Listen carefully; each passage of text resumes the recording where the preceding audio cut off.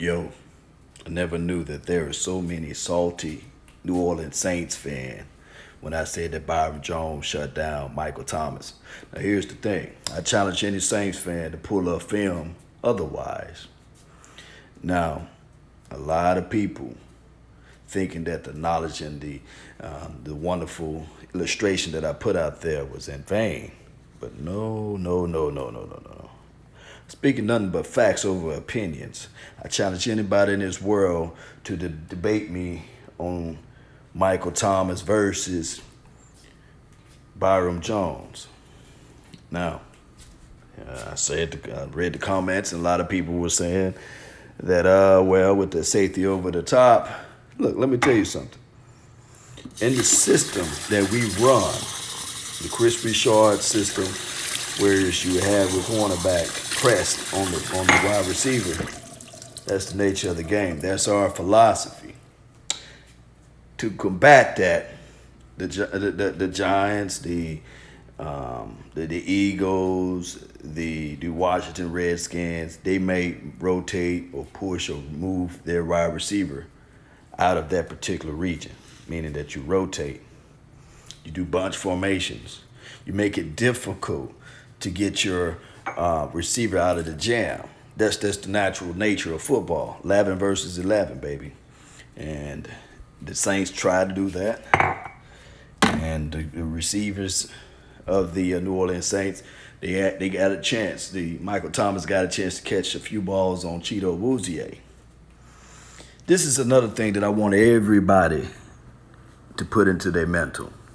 And I'm talking to you guys real deal Holyfield now. Appreciate you, man. Thank you all for tuning in. This is the thing.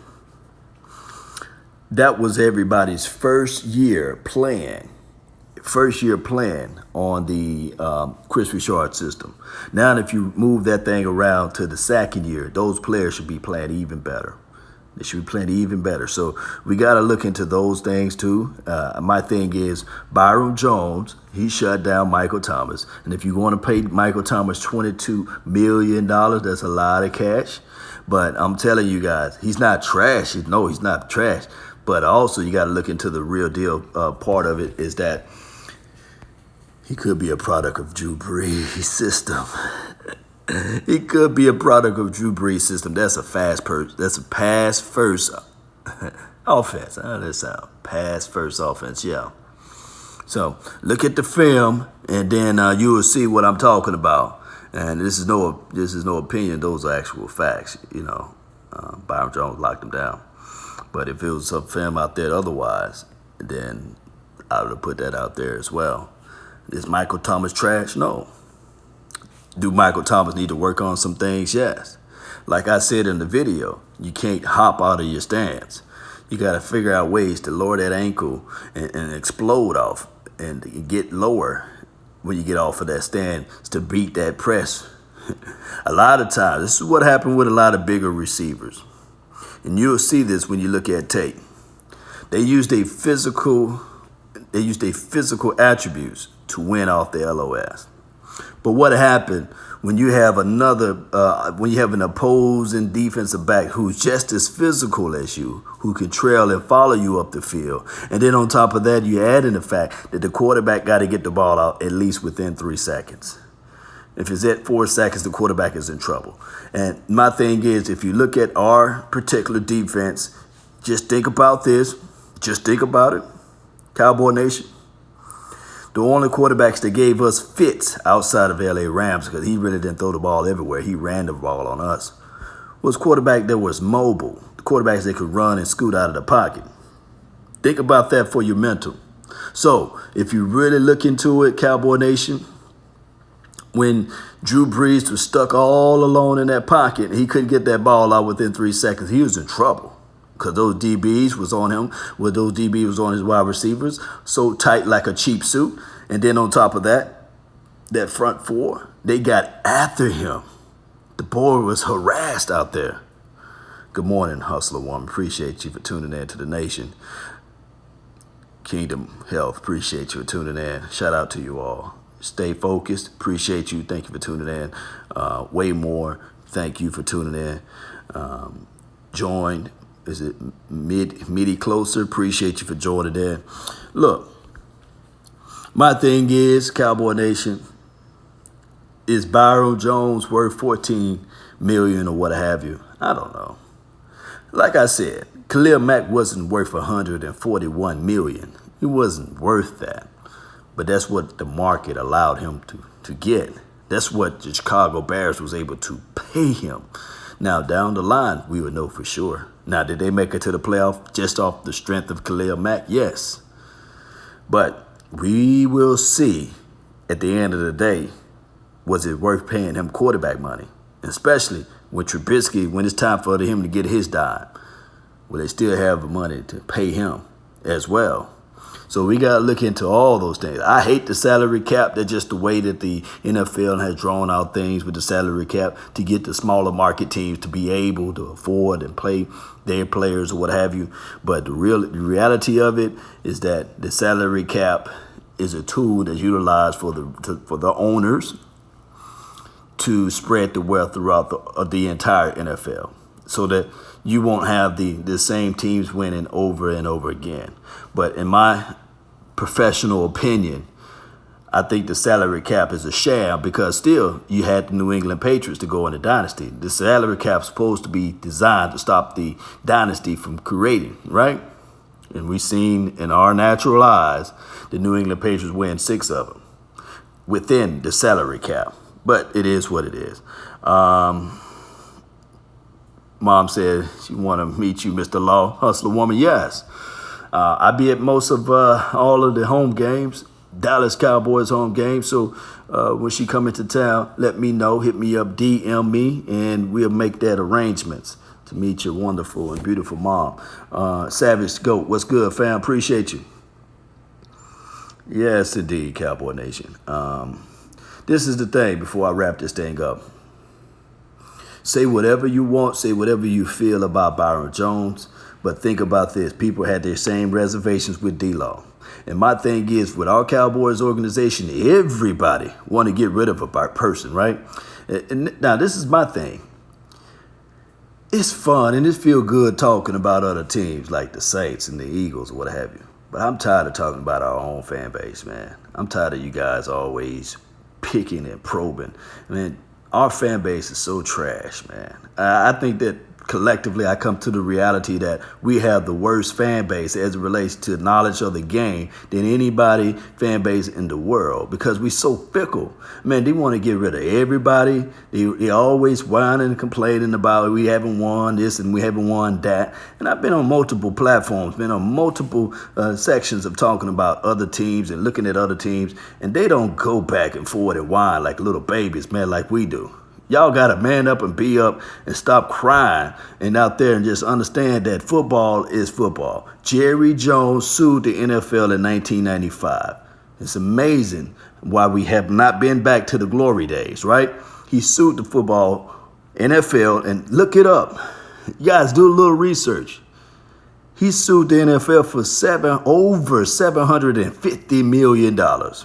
You don't think that the NFL got some type of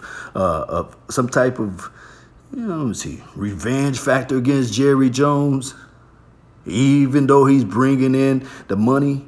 Don't you think that they have some type of animosity, some type of hatred towards the Cowboys, although he's still shining out there? Think about that. Just think about that. And half of these teams out here who's rocking different apparel, who's getting different type of endorsement, that would never happen if it wasn't for Jerry Jones.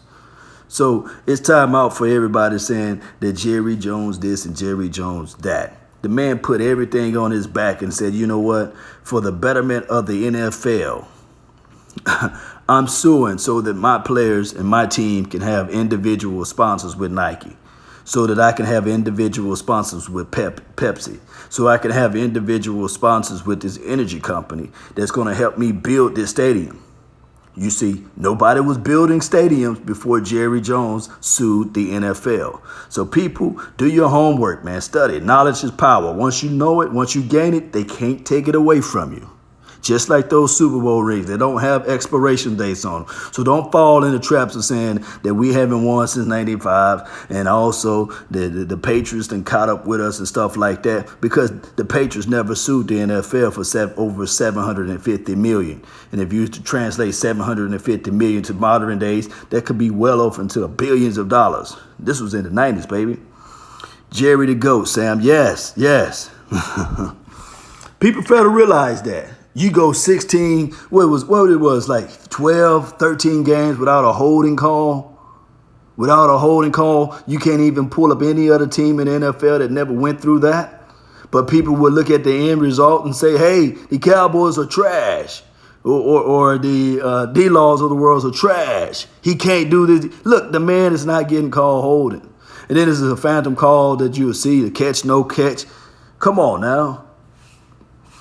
But people will fail to realize, and they will say, well, Dez is trash during that time. So in every major media market, if you look up ESPN, NFL Network, who else I'm missing out? Fox, First Team First, or whatever it is. When it's dry, they're talking about the Dallas Cowboys one way or another. They're not talking about the Patriots. Name me one show that led off with the Patriots, them talking about, hey, the Super Bowl champs, can they do it again? This is Ron Jaworski live at ESPN. No, they don't do that. They talk about the Cowboys. The Eagles, they won the Super Bowl recently. What major media network start off talking about the Philadelphia Filthy Eagles? I'll wait. They don't talk about them. They talk about Dallas. We way in the West, and the East love to have us in their mouths because we all some beasts. Yes. They don't get the ratings without the Cowboys. Yeah, you remove the Cowboys, I think the NFL crumble. I really think that the NFL would crumble. If you remove the Dallas Cowboys from the 90s all the way until now, I think that the NFL would have been a fad that everybody said, man, it was so nice. Y'all remember that league, the NFL? You remember, I think before Jerry Jones bought the Dallas Cowboys, I really think that the NFL, I know the Dallas Cowboys were losing millions of dollars a month. And I think that the NFL didn't have any major media, packages, broadcasting packages.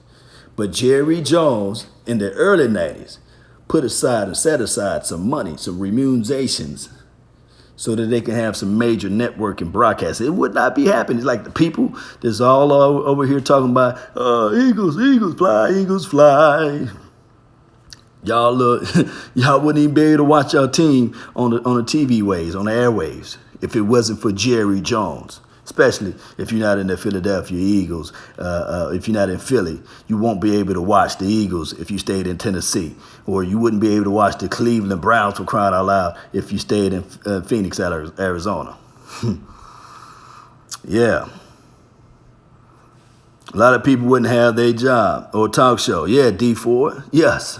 Look, we already know right now that Stephen A. Smith, Skip Bayless, and all of those other boys that have these little talk shows, they wouldn't have it if they didn't have the Dallas Cowboys to put in their mouths. But the thing is, you see with your natural eyes that Stephen A. Smith backpedaled like the late, well, I can say the late, great Deion Sanders, but the great Deion Sanders, because Deion Sanders is still alive. Shout out to Deion Sanders. Backpedaling out of his stance because he know for sure that it's all a pitch.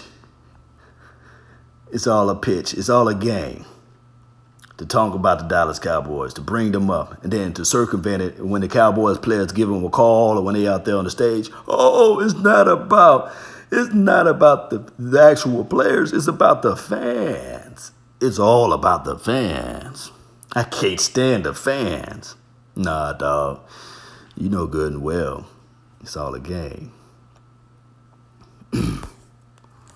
Yeah, Johnny said, yeah, trying to sneak on the fan base. Yeah, look, there's not a fan base out there that the word delusional, meaning that you believe in something that is not tangible, basically. nothing that you can physically see.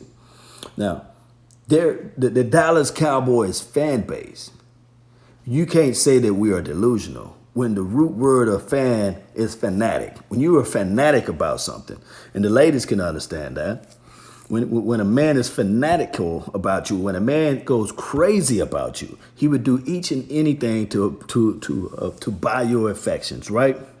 So when you're talking about a fan, the root word of the word fan, fanatical is fan, what have you, or fanatical is fan. So when you are a fan of something, you believe that that particular team will make it regardless. Meaning that every year you'll say, hey, my team is going to win the Super Bowl. You're supposed to believe that way. Just like we are fanaticals about Christ. We're fanatics about our religion. Meaning that when we die, we never seen heaven before, but we have a belief that when we die, we're going to be lifted up and we're going to see our Creator. Because we are fanatics of our Creator, right? Have we ever felt it? Have we ever been to heaven before? We probably felt some of the glory, but we never been to heaven before. But we are fanatics about our religion. We're fanatic about our cause. So you can say, somebody can look at somebody and say, oh, yeah, that person delusional. They ain't going to no heaven. No, that's just the reality of fandom.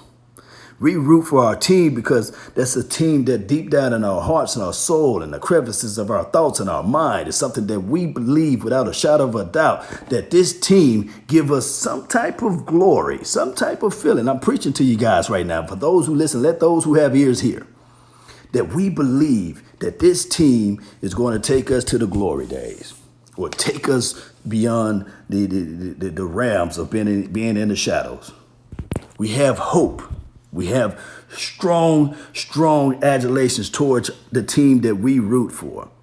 So it's crass of somebody who sits up there in the media to say, oh, they delusional, when you can really look at any fan base and make the same argument. What will go wrong, what he says is an accidental way or what will go wrong will happen. Look, you can talk about the Houston team. You can talk about the Denver Broncos fan base. Everybody who believes in their team believes that something good is going to happen. But with our particular fan base, by us being so vast and large, you can throw out anything. Just like I can say this right here, and it will make it a fact. The sun will rise tomorrow. It will rain next month. You see what I'm saying? So when you're saying it's an accident waiting to happen, it's the NFL. It's a collisional sport. It's like gladiator, for crying out loud. So people don't want to hear the truth or what have you. And it's just what it is. Look, I guarantee you, the sun will rise tomorrow. It's an open-ended fact. You know what I mean? Or it will rain next month. You know, that's just what Stephen A. Smith does. He said the Cowboys will break your heart. The Cowboys are horrible. The Cowboys are trash. They're all accident waiting to happen. You can say that about any team. They will let you down. You can say that about any team because there's only one team that can win the Super Bowl. Every year, there's only one team that can win the Super Bowl. Injuries occur in football, Cowboy Nation. All right, Cowboy Nation. I didn't talk enough about Stephen A. Smith. I talked enough about all this Byron Jones versus the cornerbacks, or Byron Jones versus other cornerbacks, Byron Jones versus wide receivers as well. Look, I don't know what the Cowboys are thinking about holding off and waiting on these contracts. The longer they wait, the more money that they got to pay. That's the reality of it. The longer you wait, the market goes up and up and up. Remember, last year, I guess at the end of the season last year, what have you, if they were to offer Dak Prescott $27-28 million, Dak Prescott would have beat himself down to run and chase that contract and sign. But the longer you wait, when other people start getting their cash, the market goes up. And just like with Amari Cooper, the longer you wait, it was the fair market value out there for Michael Thomas was $20 million. He gets out there, his agent say, okay, we want $22.5 million. So according to Sport Track and according to all of the overthesalary.cap.com or overthecap.com, I'm literally saying this, every player that signed this offseason signed above the market value. What do that mean, Law? Meaning that at the end of the day, whether Michael Thomas is a product of Drew Brees or Michael Thomas is just a balling out guy that can catch 125 receptions a year, he's going to get more than $20 million. So what that does is that stakes up and it rises up the value. So Mari Cooper, he's going to get paid north of $15 million. Michael Thomas is going to get paid north of $20 million. Just like Khalil Mack got $141 million. Before Khalil Mack signed that contract, the market didn't even peach. It didn't even know that it can be that high for an edge rush or an outside linebacker, depending on the system that you're looking at. The market never knew that you can find money to pay an edge rusher $141 million. And then if you look at D. Law's contract, D. Ford's contract, boy, that boy's got money. And Frank Clark contract. But the person who opened the door was Khalil Mack. It's math 101. The market is the market, Cowboy Nation. It's better to go ahead and pay on the front end than to wait and pay on the back end. Think about that. If the Cowboys were to pay D-Law a year before, it would have never been the amount of money that we paid him now. That's been my time. I really thank you all for yours. Salute. I'm out. Peace.